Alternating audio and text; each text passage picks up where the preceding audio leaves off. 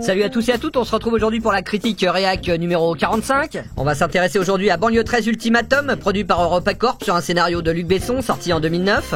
Alors le pitch, dans un futur proche, la Seine-Saint-Denis ne fait plus partie de la République, elle a fait sécession. C'est maintenant un état dans l'état avec ses propres lois et ceinturé d'une muraille infranchissable. Alors vous avez les territoires des Noirs, des Arabes, des Gitans, des Chinois et des Blancs. Entre nous, vous voyez bien qu'ils sont toujours là les Blancs, ils ont pas été grands remplacés, qu'est-ce que c'est que cette histoire? C'était une fake news. Bon par contre maintenant ils sont nazis. Oh. Ah bah ils ont été obligés de s'adapter, vous êtes marrants vous. Non mais attendez, m'engueulez pas, c'est le scénario du film, j'y peux rien moi. Alors la police, bah ils restent à la périphérie, hein, au checkpoint.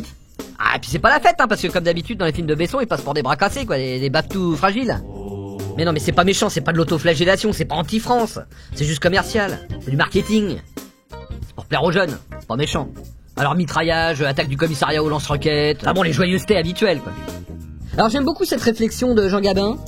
Enfin MC Jean Gabin, hein, pas le vrai Jean Gabin. Hein. Ces murs ils nous protègent, comme une forteresse. Ils veulent nous exclure de leur société, c'est pas grave. On en a fait une autre, plus dure, plus solide. Et qui marche très bien comme elle est. Et sincèrement, je préfère être un roi dans ce petit royaume qu'un trou du cul dans leur empire. Alors petite réflexion, c'est pas incompatible, hein, on peut être un roi trou du cul. J'en connais un autre. C'est bon d'être le roi. Déjà tu respectes les grands, putain qu'un trou du cul. Tête de ma mère, tu me parles bien toi, tu me respectes. Ne regarde pas comme ça. Mais revenons-en à son discours dans le film. Je le cite, cette société marche très bien comme elle est. Donc ça a l'air de leur convenir. Mais il y a un truc que j'ai pas compris.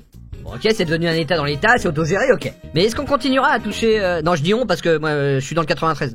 Ça m'intéresse. Et est-ce qu'on pourra toujours continuer à toucher le RSA, la PL, la ME, la Sécu, la CEDIC? Et la prime des Noël aussi. Non mais vous allez me trouver mesquin, mais c'est mon côté pratique. Non parce que moi-même j'en profite et c'est pas très clair dans le scénario quoi. Non parce que l'idée de faire sécession peut paraître séduisante, mais faut voir le concret aussi. Non parce que c'est pas précisé dans le... Bon c'est pas grave, hein, c'est un détail. Alors à la fin du film ils se réunissent et ils... Ah mais c'est la fouine. C'est la fouine. Mais tu as raison, oh mais c'est la foufouine. Je vais te signaler. Ouais donc je disais à la fin ils se rassemblent tous et ils décident d'aller à l'Elysée, brûler les vieux et les vieilles, hein, comme le préconisait NTM en son temps, souvenez-vous. D'accord. Et nous mon crachoir. Allons à l'Élysée, brûler les vieux et les vieilles. Et manger les petits gâteaux. Fermeture automatique des portes. Attention au départ. Laisse pas traîner tes mains dans les portes. Tu risques de te faire passer très fort. Laisse pas traîner tes mains dans les portes. Ouais non c'est peut-être pas leur meilleure performance. Donc reprenons, ils décident de prendre d'assaut l'Elysée. Bah alors déjà les gars votre révolution est mal barrée parce que ça c'est pas l'Elysée, c'est le musée de la mode. Ah mais les gars vous savez pas lire une carte aussi. Fallait aller à l'école au lieu de la brûler. Qui a brûlé l'école? Qui a brûlé l'école? Dénoncez-vous. Eh bah voilà, toujours les mêmes. Alors finalement ils arrivent à trouver l'Elysée. Alors les Yamakasi passent à l'assaut, enfin là en l'occurrence c'est plutôt les Yamakassos, hein, une sorte de troupe d'élite. Acculé, le président décide d'envoyer une bombe nucléaire sur le 93. Bon moi ça m'arrange pas trop. Non parce que vous voyez sur la carte moi j'habite juste là, donc au niveau scénario si ça pouvait se dérouler un peu ailleurs. Ce qui est gentil Besson, mais il envoie pas ses missiles sur ses studios là à Saint-Denis là. Il est beau lui. Ça devrait faire baisser les chiffres du chômage, non? On risque de perdre des électeurs, monsieur le président. Ouais non mais ça y est, maintenant je suis élu.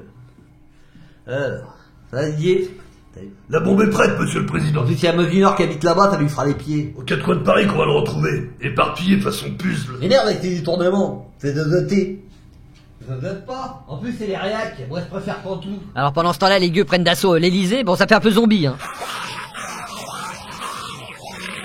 Alors le service de sécurité est vite débordé, heureusement Brigitte qui passait par là parviendra à les retenir quelques minutes, le temps que le président envoie la bombe.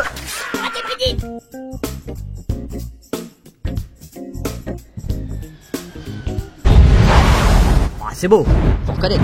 Si c'est beau, alors on voit pas ça tous les jours. Ah faut être précis hein par contre, ah bah ouais parce que t'as le 20e arrondissement qui est pas loin, ça touche hein. Ah bah après c'est tout propre, c'est tout vitrifié, on pourrait manger par terre. Non mais ne vous méprenez pas, je le souhaite pas, c'est chez moi, j'habite là. Mais faut reconnaître que maintenant c'est propre, alors qu'avant... Alors là pour vous situer, si vous voulez, on est sur la 86 à la hauteur de Rosny-sous-Bois. Puis les petites collines qu'on voit au fond, bah c'est pareil hein, c'est les buttes de Chaumont. Alors j'aime bien Banlieue 13 parce que bon déjà j'aime bien les films où à la fin on fait tout péter. Puis surtout le scénario quoi, Besson je veux dire il a été prophétique.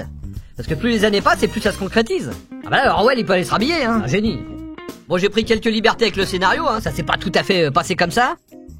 Alors si ça vous a plu, vous pouvez toujours regarder Brick Mansion, scénario de Luc Besson, c'est la même histoire mais aux States. Puis si vous en voulez encore, vous pouvez regarder Lockout, scénario de Luc Besson, c'est la même histoire mais dans l'espace.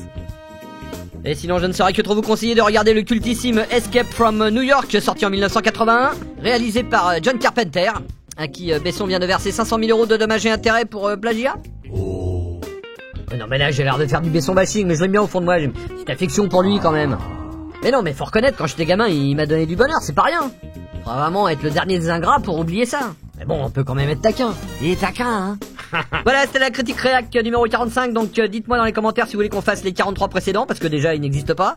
Puis n'oubliez pas de vous abonner, la cloche pouce bleu, enfin comme d'habitude quand vous connaissez la musique.